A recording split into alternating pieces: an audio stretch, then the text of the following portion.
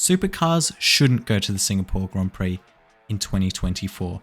And if you haven't been keeping up with the news, this might come as a little bit of a shock to you, but supercars are all but confirmed to be part of the 2024 Singapore F1 Grand Prix as part of the undercard, the support events. And it's kind of a bittersweet feeling. It's been a decision that's been sort of in the works for, let's say, a good 6 to 10 months now. It's been rumored since last year even, and a lot of people have known in the background that this has sort of been a plan for supercars to do more events with F1. And this is a really big thing for supercars, to be sort of the support category for the number one motorsport in the world. It's not a small thing, but the problem is that over the next few weeks, all we will see is positive articles about how it's a good thing for supercars. And we've already begun to see them, like from V8 Sleuth, and no doubt when the news drops, we'll hear about it from Supercars Media, from Mark Skaife, and even Sky Sports. However, in my position, it doesn't affect me or my career to be negative about this, so I can take a position where we can discuss all the positives and all the negatives. So, let's talk about the good, the bad, and the ugly, starting with the good. Now, if you've never watched Singapore at all, or you don't know what the track is like, it is a challenge. F1 goes here regularly, and it is not an easy track. It's the sort of track that can define your championship or even your career. It bites. It bites hard. You can't give it 90%. You have to be 100% on the line, committed, because if you leave any room, you're too slow, and if you just lose focus, you're in the wall. We saw in the 2022 race as a rain-affected race, and they hadn't been here since 2019. There was a lot of mistakes made from drivers, even particularly skilled drivers like Max Verstappen and Lewis Hamilton were making mistakes. It's tough, and the heat adds to it, and the night spectacle is something else. It's such a good track, and I think supercars would do really nicely here. As well as that, being on the world stage is good for supercars. It's great exposure, and getting new fans into the sport it's breathing new life. International fans are sort of what supercars is after right now, and this is another good way to get them. I think supercars does need to do about 1 or 2 international races a season just to keep itself on the radar, and this is perhaps a good way to do it, going with F1. There is a but to that, but we'll discuss that later. And finally, supercars isn't new to this. We race on tight street circuits all the time. We've got 2 more coming up this year, but we've already raced at Newcastle, at Albert Park, and at Townsville. Supercars kill it at street circuits. That's the good. Now it's time for the bad. Now, for those of you who don't know, supercars do not own the rights to their media at the F1 Grand Prix. That is held by Formula One. We can't see the highlights or anything in regards to races 3 all the way through to 6. There's just nothing on YouTube. What there is on YouTube is not legally on YouTube. You can search it up, but you will not get the highlights packages. You will not get any official supercars content other than, the occasional video about the Grand Prix, but nothing highlights. We can't see it properly. And it's really bad being unable to see the highlights to your own series, especially on the main stage. As well as that, this year, supercars were kind of shoved to the side. They already had 4 short races, 13 laps, it's not a lot, 100 Ks each race, and it was shortened even more. I get it, it's not the main stage at the Grand Prix, but man, it was appalling to see supercars just, treated like dirt. There was barely any green flag laps, there was barely any proper running. They were always the ones that lost time, and there wasn't any place that they could sort of get more racing done.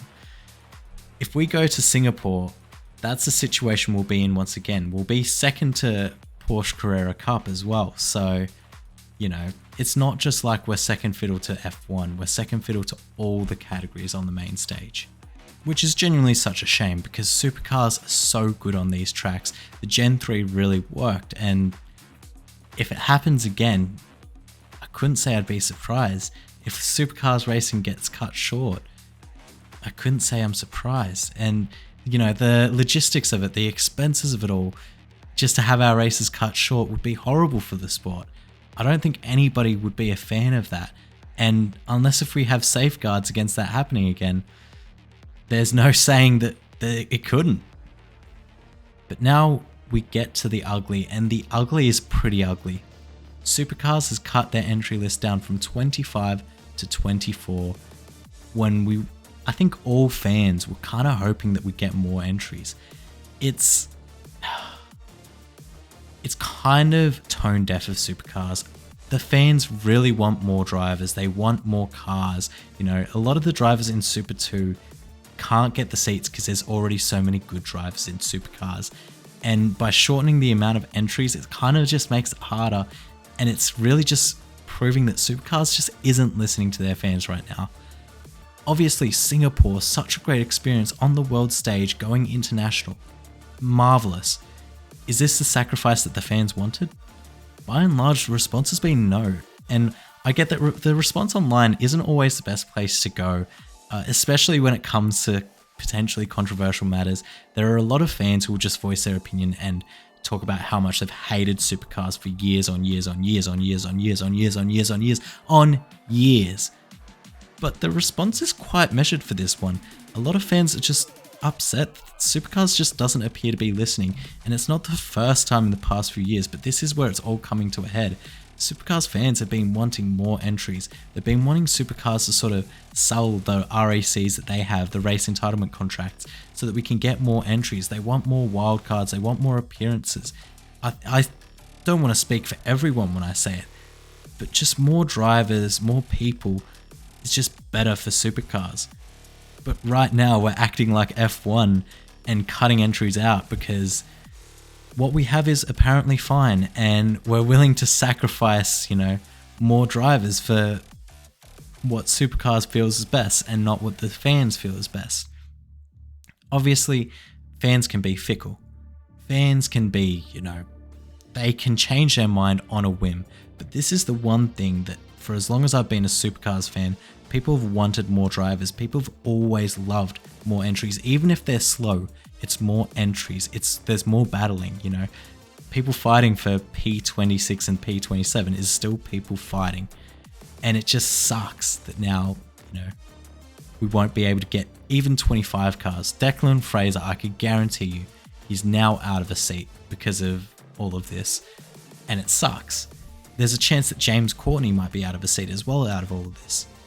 And it sucks, These are two drivers who by all rights should be in next year, right? By all rights should be in. And James Courtney might get that BRT seat, the second one that's just come up. But there's no guarantee. And if I'm being honest, it shouldn't be that way, Now, Tickford have cited other reasons. There's a sole reason for them. But, when it comes to this event, there's going to be a lot of rewriting of what's happened and a lot of trying to push the narrative that it's a good event for Supercars. And whether it is or isn't for me to say. But the fan reaction here has been so against it. I think the last time I saw this strong of a fan reaction against a move that Supercars has made, it was either when Larko was fired, which, by the way, such a stupid move in hindsight. Why would they ever considering it? And when the South Australian, Adelaide 500 got cancelled, when they tried to tear up the track. Those are the only two times that I could think the Supercars fan reaction has been more strongly against in recent past. And it's just the culmination of Supercars not really listening to the fans, and it is ugly. It's upsetting, and hopefully it's a one and done thing and we can, get back to having a good 26 entries like we all hope, maybe even 28. But man, I just don't see that happening. But that's the good, the bad, and the ugly. Overall, I think Supercars should consider more international events. They should obviously be, searching in their own backyard. We should have been going to New Zealand this year. There are Winton, Phillip Island, Queensland Raceway. We should be racing at least one of those two, At least one of those three, sorry. And we aren't. Here's where we are. It's not a great place, But it's where we stand. I think if I see Supercars, and it's exciting and they're treated well at Singapore, then I'll be excited for it. But as things are now, I just can't trust that Supercars will be even relatively close to a respected event. But I'm happy to be proven wrong. I'm happy to be proven wrong. Anyway, what's your thoughts on this whole thing? It's been brewing for a good 6 months now, at least. And I expect that we'll get the news at the Singapore Grand Prix next weekend, or maybe even at the Sandown 500. That's when I expect the news to be broken about it, but I can't be 100% sure. I'm not psychic, I'm not in supercars, I'm not in F1. I don't know all the details. I'm just a YouTuber. But thank you all for watching. I appreciate it if you made this far. Let me know your thoughts down in the comments below. I do genuinely enjoy reading your comments. It does mean a lot to me, and like there are a lot of things that you guys say that I just didn't consider during making the videos. So thank you all for watching. If you've made it this far and you like the video, please press like and consider subscribing if you haven't already. Thank you all for watching, and I'll catch you guys next time.